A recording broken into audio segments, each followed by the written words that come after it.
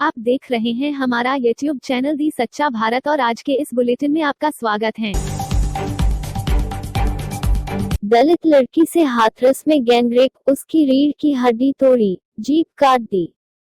15 दिन सिर्फ इशारे से बताती रही, रात 3 बजे जिंदगी से जंग हार गई वो बेटी। उत्तर प्रदेश के हाथरस जिले में गैंगरेप की शिकार दलित लड़की आखिरकार जिंदगी से जंग हार गई। मंगलवार 3 बजे तड़के उसने दिल्ली के सफदरगंज अस्पताल में दम तोड़ दिया।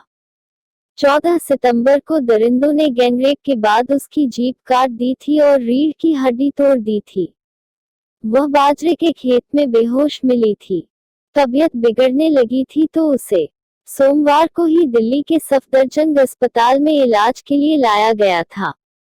15 दिन सिर्फ इशारे से बताती रही, रात 3 बजे जिंदगी से जंग हार गई वो बेटी। अमेरिकी राष्ट्रपति चुनाव, पहली बहस में ट्रंप और बाइडेन का आमना सामना। अमेरिकी राष्ट्रपति चुनाव के लिए डिबेट की शुरुआत हो चुकी है। इस बहस में राष्ट्रपति डोनाल्ड ट्रंप और जो बाइडेन आमने सामने हैं। जो बाइडेन डेमोक्रेटिक पार्टी के उम्मीदवार हैं, जबकि ट्रंप रिपब्लिकन उम्मीदवार हैं। दोनों क्लीवलैंड में पहली बार बहस के मंच पर मिले हैं। अमेरिका के लाखों मतदाताओं को मतदान से ठीक 5 सप्ताह पहले ट्रंप और बाइडेन को जानने का मौका मिलेगा। अमेरिकी लोग देश के राष्ट्रीय टेलीविजन पर पहली बार 90 मिनट तक दोनों उम्मीदवारों को एक साथ देखेंगे। इससे लोगों को दोनों की नीतियों और व्यक्तित्वों की तुलना का मौका मिलेगा। बाबरी विध्वंस केस, 30 सितंबर को सीबीआई कोर्ट में फैसला। लखनऊ चर्चित बाबरी केस में 28 साल बाद फैसला आने वाला है। 30 सितंबर को फैसला सुनाया जाएगा। राजधानी लखनऊ स्थित सीबीआई की विशेष कोर्ट के जज सुरेंद्र यादव सुबह करीब 10:30 पर फैसला सुनाएंगे। कृषि कानूनों की जगह प्रदेश में अलग कृषि अध्यादेश लाने की तैयारी, सोनिया गांधी ने दिए निर्देश। जयपुर, केंद्र के तीनों कृषि विधेयक संसद के दोनों सदनों से पास हो चुके हैं और राष्ट्रपति के हस्ताक्षर के बाद अब कानून का रूप भी ले चुके हैं। लेकिन इन कृषि कानूनों पर भाजपा और कांग्रेस पूरी तरीके से आमने सामने हैं। हालात यह है कि कांग्रेस लगातार इन कानूनों के विरोध में हर राज्य में विरोध प्रदर्शन कर रही है, जो 10 अक्टूबर को होने वाले किसान सम्मेलन तक जारी रहेंगे। भारत में कोरोना के मामले 62,23,519। भारत में कोरोना के एक्टिव केस 9,40,473। भारत में कोरोना से ठीक हुए 51,84,634। भारत में कोरोना से मौतें 97,529। जयपुर, प्रदेश लगातार कोरोना संक्रमण की जद में आ रहा है और हर दिन 2000 से अधिक संक्रमित मामले प्रदेश में देखने को मिल रहे हैं। इसी के तहत मंगलवार को एक बार फिर रिकॉर्ड 2148 संक्रमित मामले प्रदेश से देखने को मिले हैं। वहीं बीते 24 घंटों में 15 मरीजों की मौत भी दर्ज की गई है। इसके अलावा प्रदेश में कुल संक्रमित मरीजों की संख्या बढ़कर 1,33,119 पहुंच गई है। मंगलवार को एक बार फिर राजधानी जयपुर, जोधपुर, अजमेर, भीलवाड़ा, बीकानेर और उदयपुर से सबसे अधिक संक्रमित मामले देखने को मिले हैं। चिकित्सा विभाग से मिली जानकारी के अनुसार मंगलवार को अजमेर से 124, अलवर से 83, बांसवाड़ा से 10, बारान से 11, बाड़मेर से 45, भरतपुर से 22, भीलवाड़ा से 106, बीकानेर से 103, बूंदी से 2, चित्तौड़गढ़ से 26, चूरू से 68, दौसा से 15, धौलपुर से 35, डूंगरपुर से 16, गंगानगर से 51, हनुमानगढ़ से 28, जयपुर से 422, जैसलमेर से 21, जालौर से 20, झालावाड़ से 10, झुंझुनू से 49, जोधपुर से 331, करौली से 20, कोटा से 86, नागौर से 76, पाली से 69, प्रतापगढ़ से 6, राजसमंद से 33, सवाई माधोपुर से 26, सीकर से 61, सिरोही से 48, टोंक से 24 और उदयपुर से 101 नए संक्रमित मामले देखने को मिले हैं। नई दिल्ली। चीन से फैले कोरोना वायरस से पूरी दुनिया में कोहराम मचा रखा है। पिछले कई महीनों से दुनिया भर के देश इस घातक वायरस से निजात पाने के लिए जुटे हुए हैं। इस बीच चीन के एक और वायरस ने खतरे की घंटी बजा दी है। ये वायरस है कैट क्यू वायरस।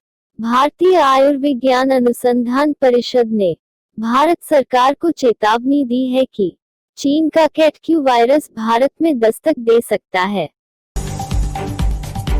हैदराबाद ने दिल्ली को 15 रन से हराया, सीजन में पहली बार। हैदराबाद की गेंदबाजी में दिखा दम, राशिद और भुवनेश्वर का चला जादू। 2 हार के बाद पहला मैच जीता। आईपीएल के 13वें सीजन के 11वें मैच में सनराइजर्स हैदराबाद एसआरएच ने दिल्ली कैपिटल्स डीसी को 15 रन से हरा दिया। टीम की इस सीजन में पहली जीत है। इससे पहले टीम को 2 मैच में हार मिली थी। मैच के हीरो सनराइजर्स के स्पिनर राशिद खान और तेज गेंदबाज भुवनेश्वर कुमार रहे। दोनों ने कुल 5 विकेट लेकर दिल्ली से जीत छीन ली। लोकसभा स्पीकर ओम बिरला के पिता का निधन। बुधवार को किशोपुरा मुक्तिधाम में होगा अंतिम संस्कार। कोटा लोकसभा अध्यक्ष कोटा बूंदी सांसद ओम बिरला के पिता का निधन हो गया। उनके पिता श्री कृष्ण बिरला 91 साल के थे। वे बीते कई दिनों से अस्वस्थ चल रहे थे, जिसके चलते उन्हें अस्पताल में भर्ती करवाया गया था। हालांकि तबीयत में सुधार होने के बाद परिजनों ने उन्हें घर पर ही देखभाल के लिए रखा हुआ था। मंगलवार को राजेश कृष्ण बिरला के दादाबाड़ी निवास पर उनका निधन हो गया। उपराष्ट्रपति वेंकैया नायडू कोरोना संक्रमित पाए गए। नई दिल्ली। उपराष्ट्रपति वेंकैया नायडू को कोरोना वायरस कोविड-19 संक्रमित पाया गया है। नायडू ने यह जानकारी एक ट्वीट कर दी। सच्चा भारत में नियमित देखिए मध्याह्न में लंच ब्रेक न्यूज एवं रात्रि में dinner break news. High court के फैसले के बाद निकाय चुनाव की तैयारी में जुटा निर्वाचन आयोग। जयपुर। राजस्थान हाई कोर्ट ने राज्य सरकार की अपील को खारिज करते हुए निर्वाचन आयोग को 31 अक्टूबर तक नगरीय निकायों के चुनाव कराने के निर्देश दिया है। हाई कोर्ट के फैसले के साथ अब यह तय हो गया कि अगर सरकार इस आदेश को ऊपरी अदालत में चैलेंज नहीं करती है तो 31 अक्टूबर को 129 नगरीय निकायों और 6 नगर निगम के चुनाव होने तय हैं। कोरोना जागरूकता अभियान में क्या बोले महावीर सिंह सुकरलाई। मुख्यमंत्री जी की पहल रही है कि no mask no entry. Mask ऐसी चीज है जो कोरोना के संक्रमण को रोक सकता है। उसी पहल को मुख्यमंत्री जी की पहल को आगे बढ़ाने के लिए लोगों को जागरूक करने के लिए हम ये जागरूकता अभियान चला रहे हैं और सरकार के साथ मिलकर शुरू से काम कर रहे हैं। मेरा ये अपील है और मेरा ये मानना भी है, ये जो आपदा है ये एक बहुत बड़ी महामारी है और वर्षों बाद इस तरह की आपदा देश में आई है। हम केवल सरकार के भरोसे बैठ के ये काम करें वो संभव नहीं है। राज और समाज दोनों मिलेंगे तब जाके हम इस आपदा कोरोना जैसे संक्रमण के ऊपर रोक लगा सकते हैं और इसको कम कर सकते हैं। बर ग्राम पंचायत में उपसरपंच पद पर तेजराज शर्मा निर्विरोध हुए निर्वाचित।